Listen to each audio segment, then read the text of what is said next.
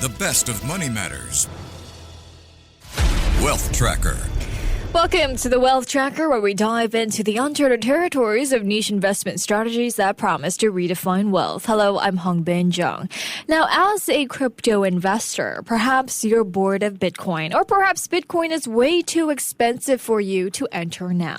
So if you are wondering how to find new crypto coins, you've come to the right place. Finding new crypto coins has become important since the rise of Bitcoin and the wealth gained by early investors. I mean, which coin has a potential to repeat Bitcoin's legacy?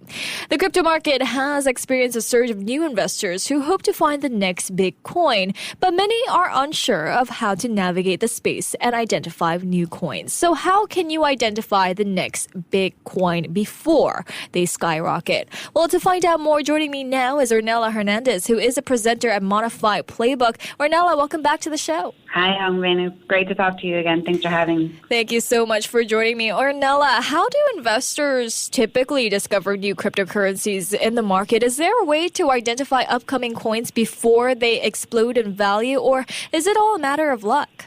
I mean, luck definitely plays a big role, I have to say, because crypto is wild, it's risky, but there are good opportunities if you know where to look. So I always suggest telling people to just get out there and go to events. So that's meetups, that's crypto conferences, and developing relationships with other investors, with developers, with just other community members who can provide those insights, or what we call alpha. So you know where to, you get the insights and you know where to look. And then, of course, there's tools and apps that you can use. So I would recommend, if you're a beginner, a few apps like TradingView if you want to analyze charts.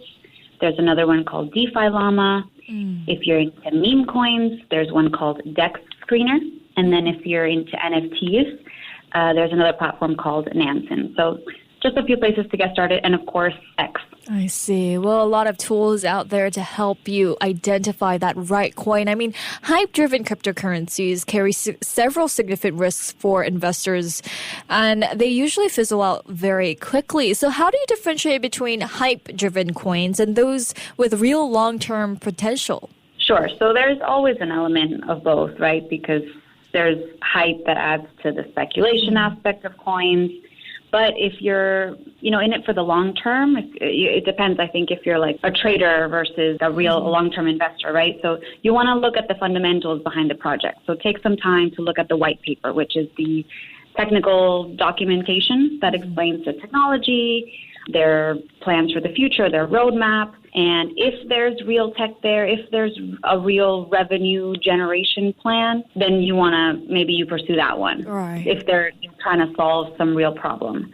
And then I would also look at the development team and the background of those developers, because sometimes you can get what's called an anonymous team. So it's like not real people or people who just want to scam you. So look for projects with team members that are publicly identified, who have experience in this industry, and who are regularly communicating about developments in the project, whether on Discord or on X or on Telegram. I see. Well, then what kind of timing strategies can investors use to identify when a cryptocurrency is about to gain traction in the market? There's no foolproof method to this. I mean, it's hard to get in early and to exit at precisely the right time. Right. That's the whole art of investing in the market. So it takes practice, but it just depends what you want to do, right? So like I was saying before, if you're like an investor who has real belief in the industry and you have more long-term thinking and timing, then there's definitely things that you can look out for, like patterns of increased trading volume. If there's any, you can check out the wallet activity of other big investors as well. So if there's like a surge in active wallets or transactions, and you have to monitor it, because crypto is 24/7. But then again, there's traders who are just kind of in it for to make a quick buck. So that's maybe a little more speculative, more gambling in nature. So it really just depends on what you want to do. I see. Well, then what are some trends moving the crypto market at the moment that we can use to identify some rising crypto stars? I mean, has the crypto market moved much to the political scene given U.S. President Trump's influence in the market? Yeah, it has. Crypto, like any other market, it really moves to market sentiment. So that has to do with, especially in the crypto industry, has to do with culture. So it could be politics, it could be responding to what's going on, on social media. I would say that there's always many different narratives going on in the crypto world. So for a few months, it could be AI tokens. So I think right now that's really big. Last year, another big narrative was called DePIN, which is using existing infrastructure like phones or cars to earn crypto from your data. And then when it comes to politics, there was a really big surge when the market rallied in November because Trump ran on a pro-crypto stance, right? So it's like any other market, buy the rumor, sell the news. He made lots of promises about enacting crypto legislation. So I think right now people are just waiting for his next big crypto move. I see. Well, let's take a look at some of the new cryptos that have entered the space and see whether they have any real long-term potential. Some coins that I want to talk about is the pair of crypto tokens that was launched by President Donald Trump and First Lady Melania Trump, which is the Dollar Trump and Dollar Melania. How are they faring since their launch, and do you see them having some real long-term potential? Sure. So these are meme coins, right? So with meme coins, you never really know their long-term potential. But in this case, I will have to say that the Trump coin was very strategically launched because he launched it the weekend before his inauguration at the inaugural crypto ball at the White House. So it came down to the right timing, the right place, the right people all being in the same place. So I would say it was more of an attention play that just worked in his favor. And that's really what meme coins are all about. It's about attention, and any value that into these meme coins is really very individualized. It's in the eye of the beholder. So there might be potential for Trump. I'm not sure if there's a real roadmap, though. I think it's just more of a collector's item at this point because it's too late now to get in, right? It's the same principle where it's like you would have made money if you had gone in early, but now it's too late. So if you have some, cool. But again, I don't know if there's real long-term potential there unless he might connect it to his existing crypto ventures. So I know that Trump holds a financial stake in the World Liberty financial platform. And they recently announced plans to bolster Bitcoin, Ethereum, and other cryptocurrencies. So maybe if his Trump coin is somehow tied to these other platforms that he's involved in, then there might be more of a future there. I see. Well, now one of the biggest problems when it comes to identifying these coins is the so-called pump and dump scams. I mean, since many rules are unclear and hard for regulators to enforce, thinly traded cryptocurrencies are prime targets for scammers and other nefarious actors. For some context here, Ornella, what is a pump and dump scam?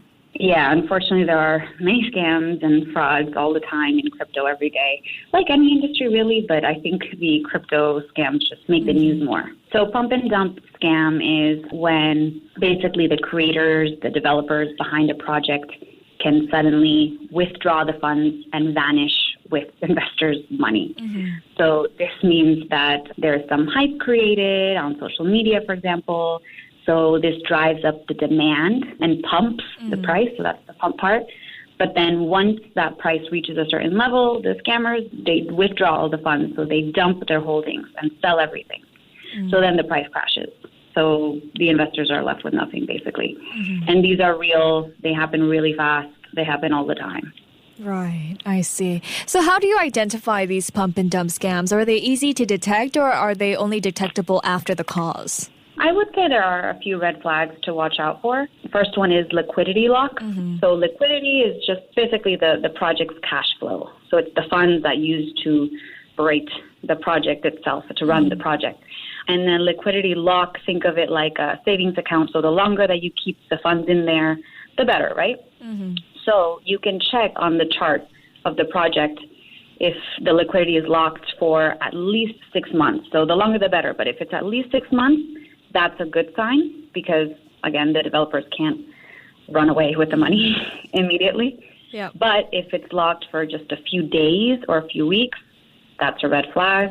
And sometimes there's no locked liquidity at all, so run if you see that. And then always good to check the Discord channel to verify its developers' credibility, reputation. Again, if they're real people who have experience and reputable background. So I see. Yeah, lots of liquidity and the project's developer background. Right. Well, overall, Ornella, do you see any coins living up to Bitcoin's status as the largest cryptocurrency, or do you see Bitcoin holding that status for quite some time? Honestly, no. Yeah, I see Bitcoin holding that status. Bitcoin is the industry leader. It's the market leader. When Bitcoin goes up, everything goes up. When Bitcoin goes down, everything goes down. A lot of people who hold their profits in Bitcoin, they'll usually, or hold their money in crypto in Bitcoin, they'll take a profit and then invest it in other altcoins. So for now, I really do see Bitcoin be, it's the OG, it's the first cryptocurrency, and it's going to be like that for a while. And I always tell people, you don't have to buy a whole Bitcoin. I mean, if you can, great.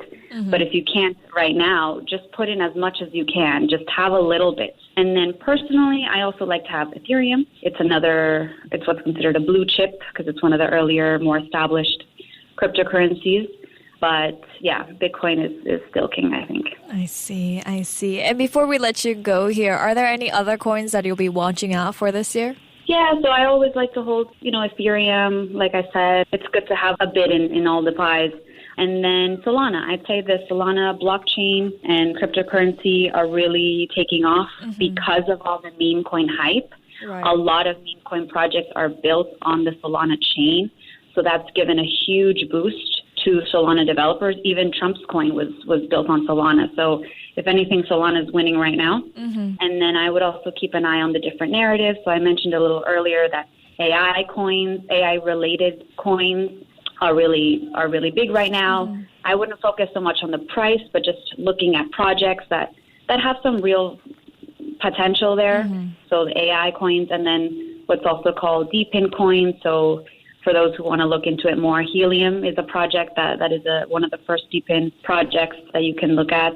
And then I would say stable coins. Okay. Because not necessarily as an investment itself, but just because they are, I think, one of the top use cases for cryptocurrency right now. That market is very active, and people really use stable coins mostly as a hedge against inflation or to send money back as remittances to family members. So I would also look into stablecoins and the technology behind them. Amazing. Well, thank you so much, Ornella, for joining me today. Thank you, Hongbin, for the questions. Thank you. That was Ornella Hernandez, who's the presenter at Moniify Playbook. This has been the Wealth Tracker with me, Hongbin Jeong. Before acting on the information on Money FM, please consider if it's suitable for your own investment objectives, financial situation, and risk tolerance. To listen to more great interviews, download our podcasts at audio.sg or download the audio app. That's AWEDIO, audio at the App Store and Google Play.